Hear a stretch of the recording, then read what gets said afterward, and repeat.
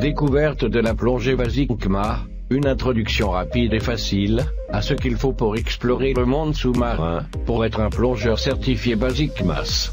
Brevet plongeur basique CMAS. Les plongeurs CMAS Scuba Divers sont qualifiés pour plonger dans les limites de leur formation et expérience sous la surveillance directe d'un assistant instructeur ou d'un instructeur CMAS en appliquant les connaissances et les techniques qu'ils ont appris dans ce cours. Obtenir du matériel de plongée, faire gonfler des bouteilles et autres services pour plonger sous encadrement. Sous encadrement, planifier, faire et enregistrer des plongées sans décompression en milieu naturel dans les conditions dans lesquelles ils ont été formés selon leur expérience, uniquement s'ils ont un équipement adéquat, et sont accompagnés d'un assistant instructeur, ou d'un instructeur. Continuer leur formation de plongeur pour compléter leur brevet CMAS, One Star Diver, et certains autres cours de spécialité, comme le Project Avaré et l'équipement. Les cours CMAS, One Star Diver, et de Scuba Diver, doivent inclure une partie, informant les élèves qu'ils sont responsables de leur plongée, et ce dans les limites de leur formation et expérience. Nous expliquons aux plongeurs Scuba Diver, la limite de leur brevet. L'âge minimum pour les brevets One Star Diver et de Scuba Diver est de 15 ans accomplis à la fin du cours.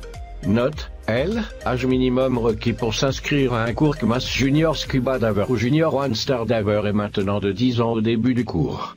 Des conditions supplémentaires stipulent que les juniors divers âgés de 10 et 11 ans doivent plonger avec un parent, tuteur ou professionnel CMAS, et non n'importe quel adulte, et ce jusqu'à l'âge de 12 ans. De plus, les plongées de formation ne doivent pas dépasser 12 mètres. Formation basée sur la performance. Le concept du cours CMAS One Star Diver est celui de l'enseignement basé sur la performance. Cela signifie que l'élève progresse dans le cours en démontrant qu'il atteint les objectifs mesurables de l'enseignement. La structure pédagogique du cours met les objectifs en séquence du plus simple au plus complexe. De cette façon, l'élève progresse en utilisant les connaissances acquises précédemment. Essayer d'apprendre quelque chose sans atteindre les objectifs préalables peut compliquer et compromettre l'apprentissage. Pour cette raison, l'élève doit démontrer de façon satisfaisante les performances requises pour les connaissances théoriques et les exercices dans l'eau, en suivant les séquences imposées. Une démonstration satisfaisante s'appelle la maîtrise, ainsi que les séquences imposées seront abordées plus en détail tout au long de ce guide. Performance flexible.